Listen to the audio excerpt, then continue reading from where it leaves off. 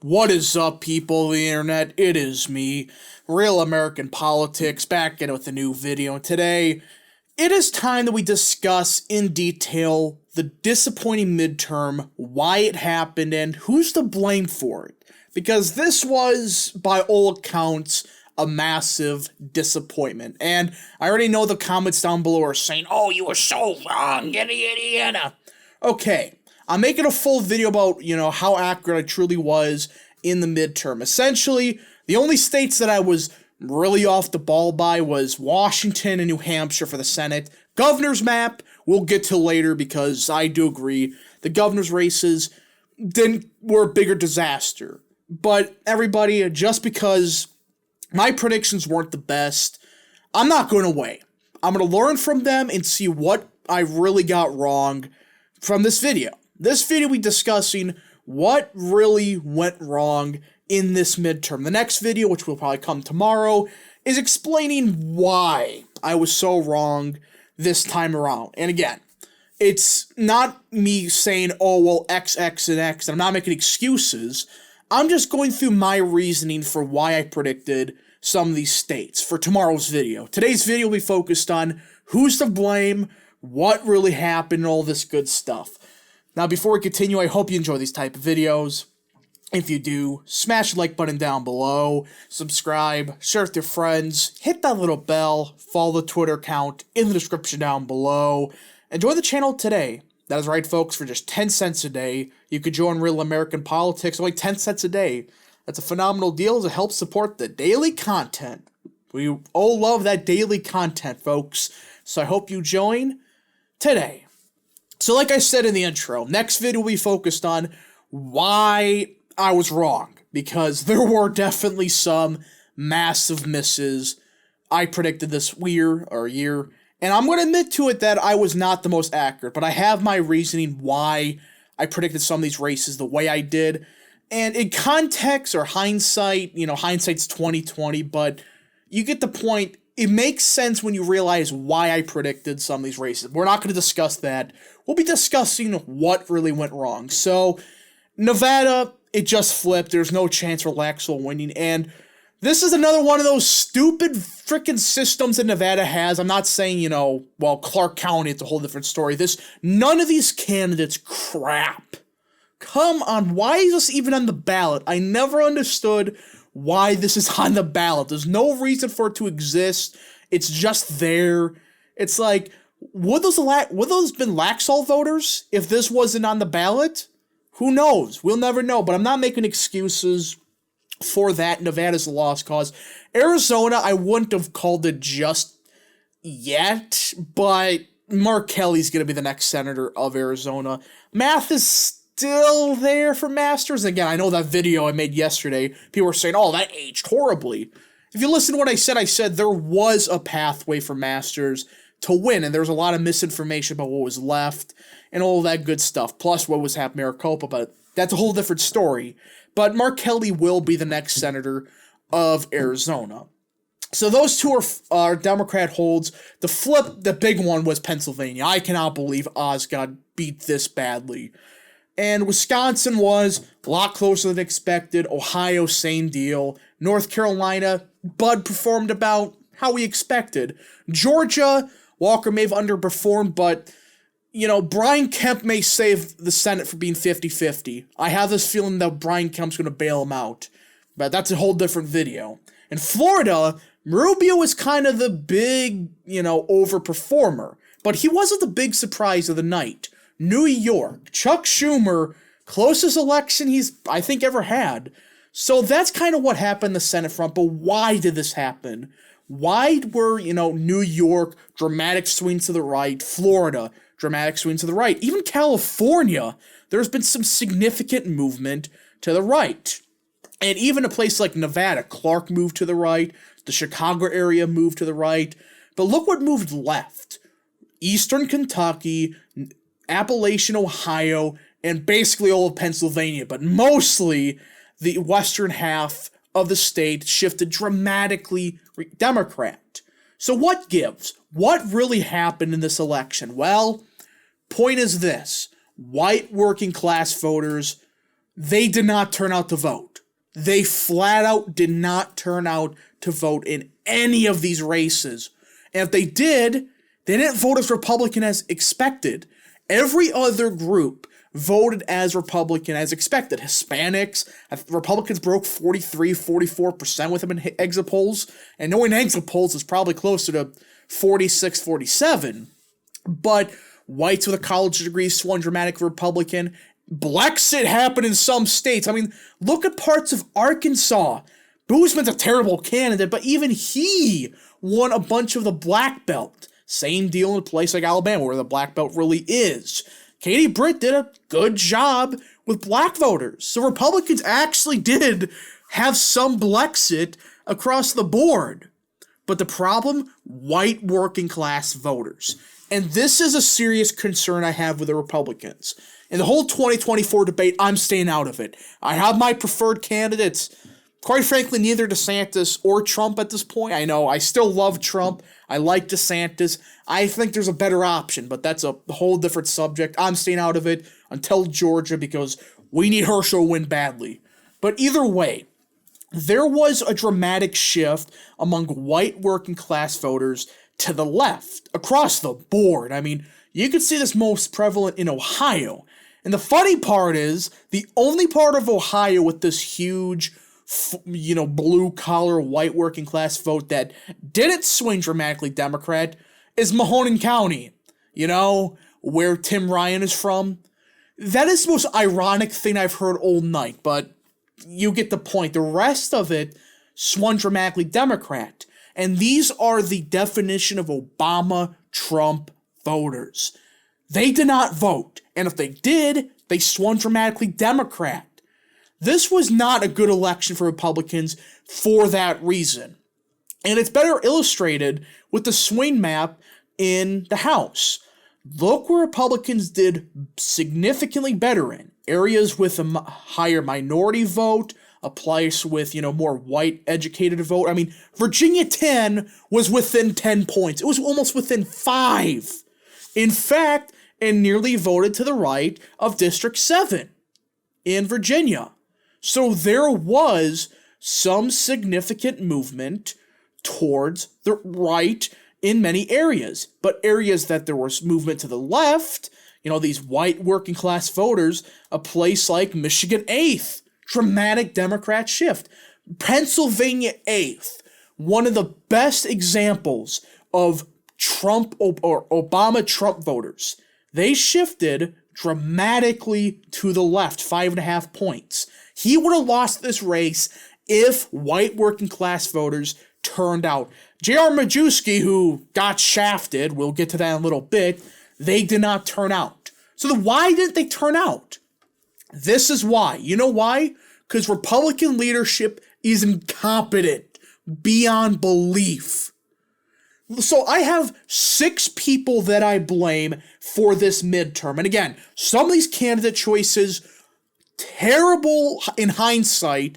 Well, we should have seen this beforehand. These were some terrible candidates we ran. Michigan, for example. Tudor Dixon did not do good. In fact, Whitmer, I think, did better than in 2018.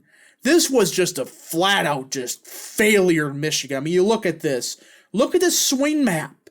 The only place where she didn't do as good at, as much of a swing is Ottawa County, and that's about it. One county in Menominee. The rest of the state swung so far to the left that she won by a wider margin than 2018. So this is clear. We ran some bad candidates. There were some good ones. Joe Lombardo was a good fit to be the next governor of Nevada. He was a good fit to be governor. I don't think he'll be a good fit as a senator, but as a governor, he fits the state well. New York, Lee Zeldin was a great candidate. You notice, Republicans that were good candidates, Lee Zeldin, Joe Lombardo, Drazen kind of underperformed, but the rest of these, they performed good. Doug Mastriano, I hate to say it, that was a terrible candidate in hindsight. I like Mastriano, I like Doug. He has no political future. That was bad. In hindsight, he wasn't the good choice. They ran a terrible campaign. I learned a couple days ago what really happened behind the scenes with the Mastriano campaign, and it isn't just the leadership's fault. Some of these races, like Mastriano, Dixon to an extent, they had incompetent campaigns. But who's to blame for some of these dramatic shifts to the left? Let's start in a good example in Arizona. Everybody's saying Blake Masters was a terrible candidate. No, he ran one of the best campaigns in the country. What happened? He didn't get any funding. He got nothing from Mitch McConnell. And that's the first one. Mitch McConnell was incompetent with funding. He gave basically nothing to Mark Kelly, gave nothing, or I should say Blake Masters against Mark Kelly, gave nothing give to Adam Laxalt. What would have happened if the $9 million he gave to Murkowski, which was essentially a primary, that's essentially what this was, a Republican v. Republican, what if he gave $4.5 million to Blake Masters, $4.5 million to Laxalt? What would have happened? Laxalt probably would be senator of Arizona right now. Masters, it's going to be close, I think, but there's a serious shot he would be in the runner seat right now. This is the pure incompetence with Mitch McConnell. And some of these were baffling. Like Vance, for example, in Ohio. No reason to spend. I know this was closer than expected, but Tim Ryan was the best possible candidate against Vance. He was the best Democrat they had left. He still lost by 6. No reason to fund that race. A place like Georgia, he funded properly. But the rest of these, pure incompetence. But also, Trump. 10% of the blame is going to Trump. I love Trump. I love what he did for the Republican Party in 2016. He saved it. But some of these endorsements he pushed, some of these candidates, he did not support whatsoever. He didn't do jack for Adam Laxalt or Blake Masters. Basically did nothing for Oz. He did nothing for him. One rally? I know that was late in the election, but he should have been there 3-4 times. It's quite clear that white working class voters in western Pennsylvania and northeastern Pennsylvania is why he lost the race. I mean, he did worse in Delaware. That's how bad turnout was for white working class voters. So Trump gets some blame. I'm not blaming him for endorsing Blake Masters or Adam Laxalt. Great candidates. Trump just did not do enough to support these guys. And in the House, people he supported or he endorsed, he did nothing for. J.R. Majewski, nothing. He didn't do it. I don't think he did a single rally for him in this district. It was a total clown show. But that's not all. Doug Ducey. Really? I don't get what Doug Ducey's doing. I honestly don't get why he tanked many Republicans.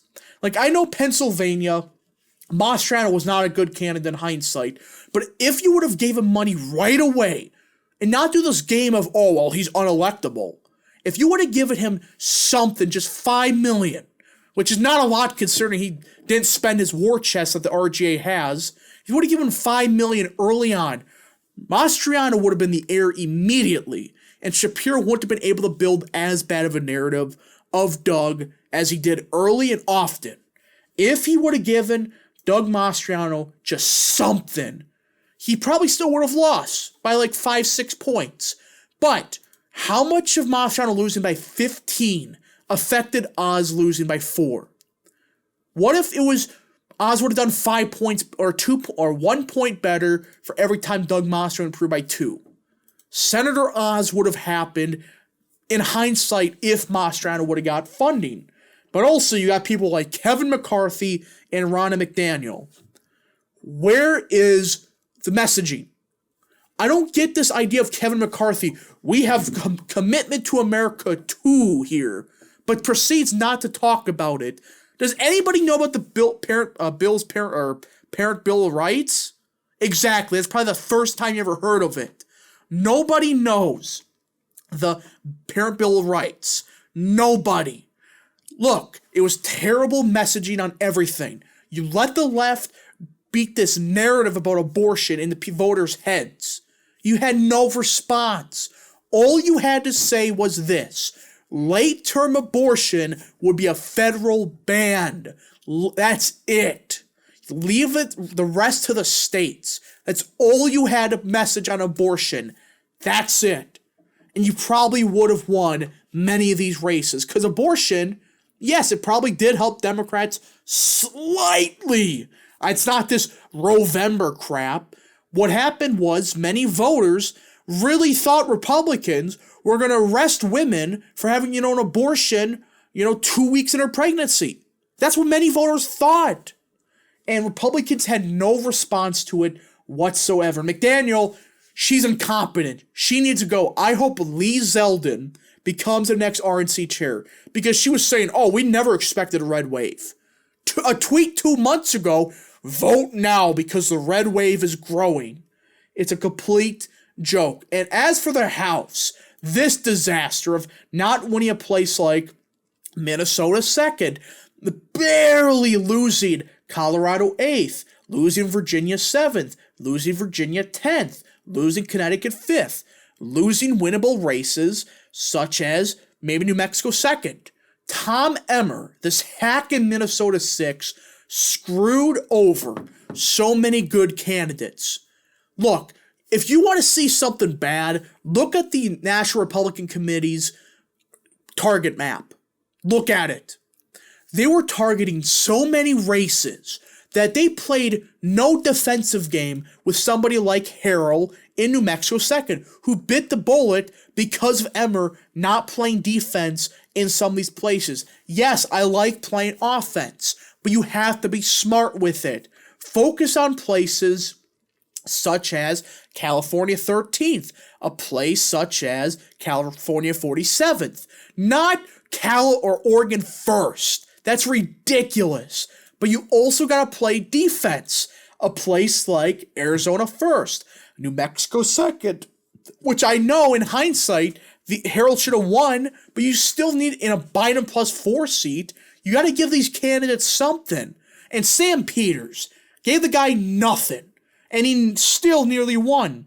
He performed best of the 3 Republicans who lost in Nevada.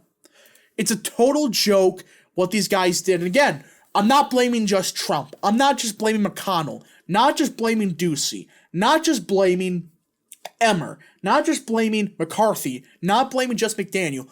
All 6 of them take some blame into it. Trump of the 6 takes the least because he gets some blame for not supporting the candidates like he should have. But he's not exonerated for all of it. He's exonerated for, Minnesota, swung dramatically Democrat. That's not his fault. And people that blame Trump for stuff like that, they're stupid. There is some valid criticism for what he did in Pennsylvania, not supporting any of these candidates in a place like PA8, PA7, Dr. Oz, etc. But it's still a total joke, and we need new total overhaul in leadership. Because it's getting ridiculous. These people, they keep shafting us over and over and over again. There are so many winnable races Republicans botched. And they're only getting a House majority because of frickin' California and New York. Welcome to 2022.